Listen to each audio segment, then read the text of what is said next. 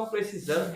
Alcance pessoas, meu Deus, que estão querendo que seus sonhos sejam restabelecidos. Sim, Deus. Deus Santo, a saúde mental, a saúde espiritual, a saúde física, meu Deus, vá de encontro, quebra os laços, quebra tudo aquilo que impede, meu Deus, aleluia, que a fé dessa pessoa seja restituída, meu Deus. Acrescenta a nossa fé do Senhor através do seu milagre, através da sua presença, porque o Senhor é a porta e nós queremos entrar pela porta que é o Senhor, aleluia, a porta que é o Senhor Jesus, Pai, em nome do Senhor, aleluia. Continue abençoando esse trabalho, abençoando essas pessoas que fazem parte desse trabalho, abençoe a cada um que nos ouviu e que vai nos ouvir, aleluia, em nome de Jesus. E eu agradeço essa oportunidade, irmã Antônia, rogando a Deus pela sua saúde, rogando a Deus pelo